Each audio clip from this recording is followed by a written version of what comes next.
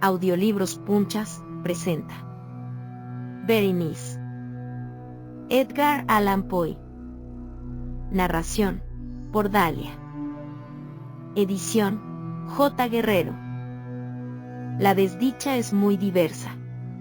La desgracia cunde multiforme en la tierra, desplegada por el ancho horizonte, como el arco iris. Sus colores son tan variados como los de este, a la vez tan distintos y tan íntimamente unidos.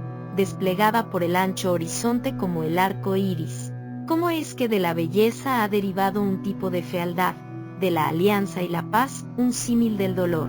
Igual que en la ética el mal es consecuencia del bien, en realidad de la alegría nace la tristeza.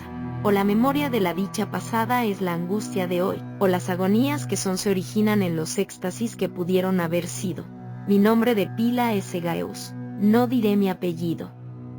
Sin embargo, no hay en este país torres más venerables que las de mi sombría y lúgubre mansión. Nuestro linaje ha sido llamado raza de visionarios, y en muchos sorprendentes detalles, en el carácter de la mansión familiar, en los frescos del salón principal, en los tapices de las alcobas, en los relieves de algunos pilares de la sala de armas, pero sobre todo en la galería de cuadros antiguos, en el estilo de la biblioteca y, por último, en la naturaleza muy peculiar de los libros. Hay elementos suficientes para justificar esta creencia. Los recuerdos de mis primeros años se relacionan con esta mansión y con sus libros, de los que ya no volveré a hablar. Allí murió mi madre. Allí nací yo. Pero es inútil decir que no había vivido antes, que el alma no conoce una existencia previa. Lo negáis. No discutiremos este punto. Yo estoy convencido, pero no intento convencer. Sin embargo, hay un recuerdo de formas etéreas, de ojos espirituales y expresivos, de sonidos musicales y tristes, un recuerdo que no puedo marginar, una memoria como una sombra, vaga, variable, indefinida, vacilante, y como una sombra también por la imposibilidad de librarme de ella mientras brille la luz de mi razón. En esa mansión nací yo, al despertar de repente, de la larga noche, de lo que parecía, sin serlo, la no existencia, a regiones de hadas, a un palacio de imaginación, a los extraños dominios del pensamiento y de la erudición monásticos. No es extraño que mirase a mi alrededor con ojos asombrados y ardientes, que malgastara mi niñez entre libros y disipara mi juventud en ensueños. Pero sí es extraño que pasaran los años y el apogeo de la madurez me encontrara viviendo aún en la mansión de mis antepasados. Es asombrosa la parálisis que cayó sobre las fuentes de mi vida, asombrosa la inversión completa en el carácter de mis pensamientos más comunes. Las realidades del mundo terrestre me afectaron como visiones, solo como visiones, mientras las extrañas ideas del mundo de los sueños, por el contrario, se tornaron no en materia de mi existencia cotidiana, sino realmente en mi cínica y total existencia. Berenice y yo éramos primos, y crecimos juntos en la mansión de nuestros antepasados. Pero crecimos de modo distinto. Yo, enfermizo, envuelto en tristeza. Ella, ágil, graciosa, llena de fuerza. Suyos eran los paseos por la colina, míos, los estudios del claustro. Yo, viviendo encerrado en mí mismo, entregado en cuerpo y alma, a la intensa y penosa meditación. Ella, vagando sin preocuparse de la vida, sin pensar en las sombras del camino, ni en el silencioso vuelo de las horas de alas negras. Berenice. Invoco su nombre, Berenice, y ante este sonido se conmueven mil tumultuosos recuerdos de las grises ruinas. ¡Ay! Acude vivida su imagen a mí, como en sus primeros días de alegría y de dicha. ¡Ay! Encantadora y fantástica belleza. ¡Ay! Sílfide entre los arbustos de Arnheim. ¡Ay! Náyade entre sus fuentes. Y entonces todo es misterio y terror, y una historia que no se debe contar. La enfermedad, una enfermedad mortal, cayó sobre ella como el simún. Mientras yo la contemplaba, el espíritu del cambio la arrasó, penetrando en su mente, en sus costumbres y en su carácter, y de la forma más sutil y terrible llegó a alterar incluso su identidad. ¡Ay! La fuerza destructora iba y venía, y la víctima, ¿dónde estaba? Yo no la conocía, o, al menos, ya no la reconocía como Berenice. Entre la numerosa serie de enfermedades provocadas por aquella primera y fatal, que desencadenó una revolución tan horrible en el ser moral y físico de mi prima, hay que mencionar como la más angustiosa y obstinada, una clase de epilepsia que con frecuencia terminaba en catalepsia, estado muy parecido a la extinción de la vida, del cual, en la mayoría de los casos, se despertaba de forma brusca y repentina.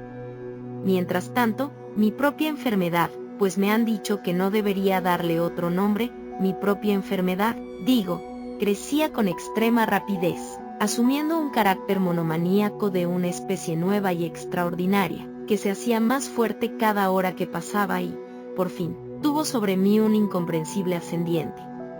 Esta monomanía, si así tengo que llamarla, consistía en una morbosa irritabilidad, de esas propiedades de la mente, que la ciencia psicológica designa con la palabra atención. Es más que probable que no me explique, pero temo, en realidad, que no haya forma posible de transmitir a la inteligencia del lector corriente una idea de esa nerviosa intensidad de interés, con que en mi caso las facultades de meditación, por no hablar en términos técnicos, actuaban y se concentraban en la contemplación de los objetos más comunes del universo.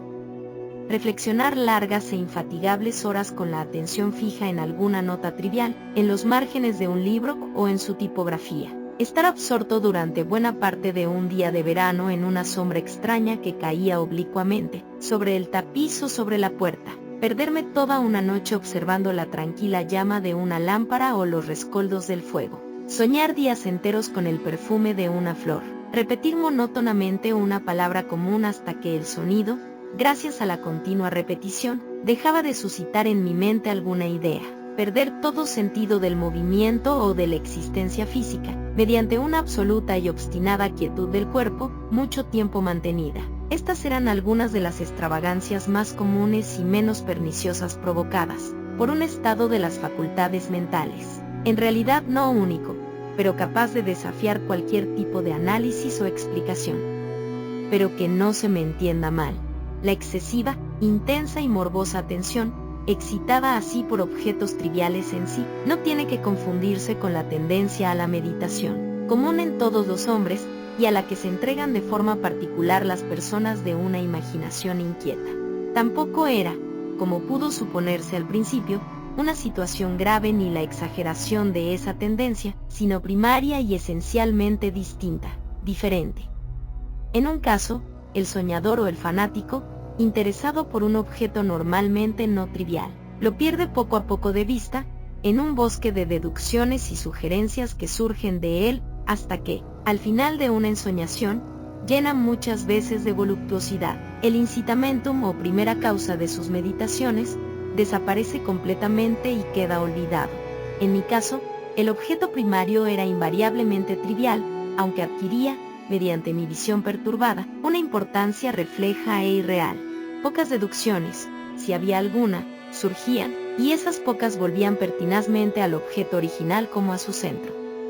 Las meditaciones nunca eran agradables, y al final de la ensoñación, la primera causa, lejos de perderse de vista, había alcanzado ese interés sobrenaturalmente exagerado que constituía el rasgo primordial de la enfermedad. En una palabra, las facultades que más ejercía la mente en mi caso eran, como ya he dicho, las de la atención, mientras que en el caso del soñador son las de la especulación. Mis libros, en esa época, si no servían realmente para aumentar el trastorno, compartían en gran medida, como se verá, por su carácter imaginativo e inconexo, las características peculiares del trastorno mismo. Puedo recordar, entre otros, el tratado del noble italiano Coelho Secán Escurió, de Amplitudine Vitae Regni Dei, la grandeza del reino santo de Dios, la gran obra de San Agustín, de Civitate Dei, la ciudad de Dios, y la de Tertuliano, de Carne Christi, la carne de Cristo, cuya sentencia paradójica, mortus est Dei filies, credibile est quia ineptum est, et sepultus resurrexit, certum est quia impossibile est, ocupó durante muchas semanas de inútil y laboriosa investigación todo mi tiempo. Así se verá que, arrancada de su equilibrio solo por cosas triviales, mi razón se parecía a ese peñasco marino del que nos habla Ptolomeo Hefestión, que resistía firme los ataques de la violencia humana y la furia más feroz de las aguas y de los vientos, pero temblaba a simple contacto de la flor llamada asfódelo. Y aunque para un observador desapercibido, pudiera parecer fuera de toda duda, que la alteración producida en la condición moral de Berenice, por su desgraciada enfermedad, me habría proporcionado muchos temas para el ejercicio de esa meditación intensa y anormal, cuya naturaleza me ha costado bastante explicar. Sin embargo, no era este el caso. En los intervalos lúcidos de mi mal, la calamidad de Berenice me daba lástima, y, profundamente conmovido por la ruina total de su hermosa y dulce vida, no dejaba de meditar con frecuencia, amargamente, en los prodigiosos mecanismos por los que había llegado a producirse una revolución tan repentina y extraña. Pero estas reflexiones no compartían la idiosincrasia de mi enfermedad, y eran como las que se hubieran presentado, en circunstancias semejantes, al común de los mortales. Fiel a su propio carácter, mi trastorno se recreaba en los cambios de menor importancia, pero más llamativos, producidos en la constitución física de Berenice, en la extraña y espantosa deformación de su identidad personal. En los días más brillantes de su belleza incomparable no la amé. En la extraña anomalía de mi existencia, mis sentimientos nunca venían del corazón, y mis pasiones siempre venían de la mente. En los brumosos amaneceres, en las sombras entrelazadas del bosque al mediodía y en el silencio de mi biblioteca, por la noche ella había flotado ante mis ojos, y yo la había visto, no como la Berenice viva y palpitante, sino como la Berenice de un sueño, no como una moradora de la tierra, sino como su abstracción, no como algo para admirar, sino para analizar, no como un objeto de amor, sino como tema de la más abstrusa aunque inconexa especulación. Y ahora temblaba en su presencia y palidecía cuando se acercaba. Sin embargo, lamentando amargamente su decadencia y su ruina, recordé que me había amado mucho tiempo, y que, en un momento aciago, le hablé de matrimonio. Y cuando, por fin, se acercaba la fecha de nuestro matrimonio, una tarde de invierno, en uno de esos días intempestivamente cálidos, tranquilos y brumosos, que constituyen la nodriza de la bella Alcione, estaba yo sentado, y creía encontrarme solo, en el gabinete interior de la biblioteca, y al levantar los ojos, vi a Berenice ante mí. Fue mi imaginación excitada, la influencia de la atmósfera brumosa, la incierta luz crepuscular del aposento, los vestidos grises que envolvían su figura los que le dieron un contorno tan vacilante e indefinido, no sabría decirlo. Ella no dijo una palabra, y yo por nada del mundo hubiera podido pronunciar una sílaba.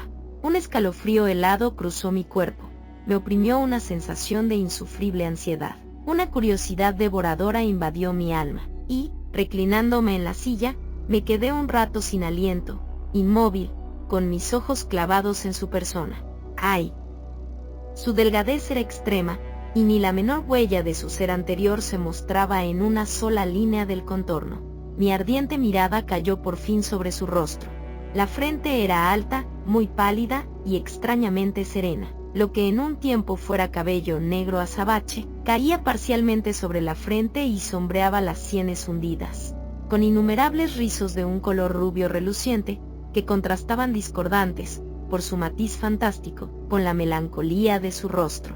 Sus ojos no tenían brillo y parecían sin pupilas, y esquivé involuntariamente su mirada vidriosa, para contemplar sus labios, finos y contraídos. Se entreabrieron, y en una sonrisa de expresión peculiar los dientes de la desconocida Berenice se revelaron lentamente a mis ojos. Quiera Dios que nunca los hubiera visto, o que después de verlos, hubiera muerto.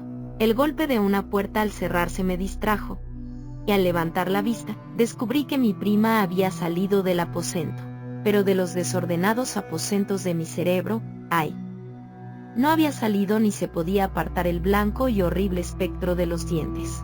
Ni una mota en su superficie, ni una sombra en el esmalte, ni una mella en sus bordes había en los dientes de esa sonrisa fugaz, que no se grabara en mi memoria. Ahora los veía con más claridad que un momento antes. Los dientes estaban aquí, y allí, y en todas partes, visibles y palpables ante mí, largos, finos y excesivamente blancos, con los pálidos labios contrayéndose a su alrededor, como en el mismo instante en que habían empezado a crecer. Entonces llegó toda la furia de mi monomanía, y yo luché en vano contra su extraña e irresistible influencia. Entre los muchos objetos del mundo externo solo pensaba en los dientes. Los anhelaba con un deseo frenético. Todas las demás preocupaciones y los demás intereses quedaron supeditados a esa contemplación.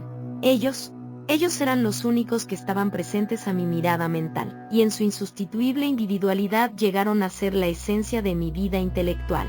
Los examiné bajo todos los aspectos. Los vi desde todas las perspectivas. Analicé sus características.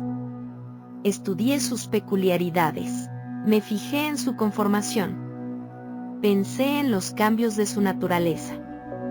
Me estremecí al atribuirles, en la imaginación, un poder sensible y consciente, y aún sin la ayuda de los labios, una capacidad de expresión moral. ¡Ay! Este absurdo pensamiento me destruyó. Des y des. ¡Ay! Por eso los codiciaba tan desesperadamente.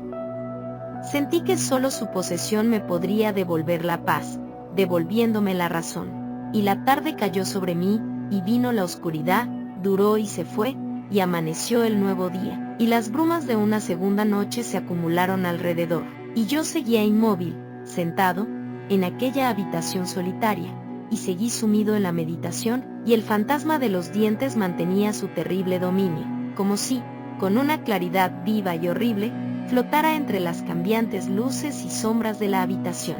Al fin irrumpió en mis sueños un grito de horror y consternación, y después, tras una pausa, el ruido de voces preocupadas, mezcladas con apagados gemidos de dolor y de pena. Me levanté de mi asiento y abriendo las puertas de la biblioteca, vi en la antesala a una criada, deshecha en lágrimas, quien me dijo que Berenice ya no existía. Había sufrido un ataque de epilepsia por la mañana temprano, y ahora, al caer la noche, ya estaba preparada la tumba para recibir a su ocupante, y terminados los preparativos del entierro. Me encontré sentado en la biblioteca, y de nuevo solo. Parecía que había despertado de un sueño confuso y excitante. Sabía que era medianoche y que desde la puesta del sol Berenice estaba enterrada, pero no tenía una idea exacta, o por lo menos definida, de ese melancólico periodo intermedio. Sin embargo, el recuerdo de ese intervalo estaba lleno de horror, horror más horrible por ser vago, terror más terrible por ser ambiguo. Era una página espantosa en la historia de mi existencia, escrita con recuerdos siniestros, horrorosos, ininteligibles. Luché por descifrarlos, pero fue en vano. Mientras tanto, como el espíritu de un sonido lejano, un agudo y penetrante grito de mujer parecía sonar en mis oídos. Yo había hecho algo. Pero, ¿qué era? Me hice la pregunta en voz alta y los susurrantes ecos de la habitación me contestaron. ¿Qué era? En la mesa, a mi lado, brillaba una lámpara y cerca de ella había una pequeña caja. No tenía un aspecto llamativo, y yo la había visto antes, pues pertenecía al médico de la familia. Pero, ¿cómo había llegado allí, a mi mesa y por qué me estremecí al fijarme en ella?